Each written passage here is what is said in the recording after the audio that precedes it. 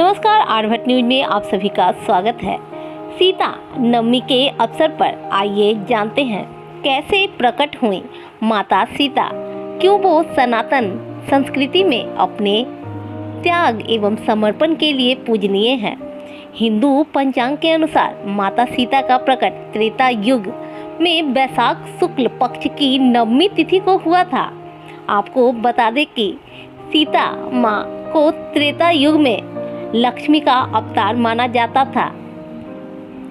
भगवान शिव का धनुष तोड़कर विष्णु जी के अवतार श्री राम ने स्वयंवर में सीता का वरण किया था। इसके बाद उन्होंने पतिव्रत धर्म निभाया और वनवास में भी अपने पति के साथ गईं। सीता नवमी पर उनकी पूजा का विशेष लाभ मिलता है। इस दिन मंदिरों में विशेष कीर्तन और भजन होते हैं।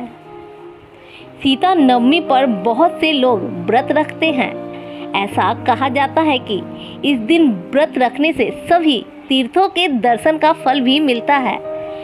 ऐसी भी मान्यता है कि इस दिन जो लोग व्रत रखते हैं उन्हें सभी सुख मिल जाते हैं और उनके सारे दुख कट जाते हैं। इस दिन माता जानकी के साथ भगवान राम की भी पूजा की जाती है। सीता जी मिथिला नरेश राजा की पुत्री थीं। वाल्मीकि रामायण के अनुसार एक बार मिथिला में भयंकर सूखा पड़ा। इस भयंकर सूखे में राजा जनक की चिंताएं बहुत ही बढ़ गई थीं। तब इस समस्या से छुटकारा पाने के लिए उन्हें एक ऋषि ने यज्ञ करने और धरती पर हल चलाने का सुझाव दिया। उसके बाद राजा जनक ने ऋषि के सुझाव पर यज्ञ करवाया और उसके बाद जैसे ही राजा जनक धरती जोतने लगे तो कुदाल मारते ही एक आवाज आई।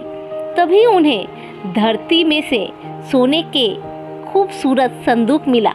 जैसे ही राजा जनक ने उस संदूक को खोल के देखा तो उसमें एक सुंदर कन्या मिली, जिसके चेहरे पर एक अलौकिक चमक थी, एक दिव्य कन्या।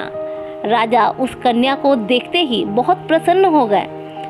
राजा जनक की कोई संतान नहीं थी, इसलिए उस कन्या को हाथों में लेकर उन्हें पिता प्रेम की अनुभूति हुई।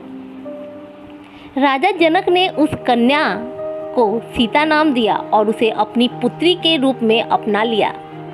माता सीता का विवाह भगवान श्री राम के साथ हुआ था, लेकिन विवाह के पश्चात वे राज सुख से वंचित रहीं। विवाह के तुरंत बाद ही 14 वर्षों का वनवास और फिर वनवास में उनका रावण के द्वारा अपहरण हुआ। लंका विजय के बाद जब वे अपने प्रभु श्री राम के साथ अयोध्या वापस लौटी तो उनके चरित्र पर सवाल उठाए गए। यहाँ तक कि उन्हें अग्नि परीक्षा भी देनी पड़ी, परंतु फिर भी उनके भाग्य में वो सुख नहीं मिल पाया जिनकी वे हकदार थीं। उन्हें अयोध्या से बाहर छोड़ दिया गया। जंगल में रहकर उन्होंने अपने पुत्रों लव कुश को जन्म दिया और अकेले ही उनका पालन पोषण किया। अंत में माँ जानकी धरती माँ के भीतर समा गईं। सनातन संस्कृति में माता सीता अपने त्याग एवं समर्पण के लिए सदा के लिए अमर हो गईं। कहते हैं कि यूं ही नहीं बनती कोई स्त्री सीता, कई त्याग समर्पण के बाद ही कोई बन पाती हैं सीता। आपको यह वीडियो कैसा लगा कमेंट करके जरूर बताइएगा।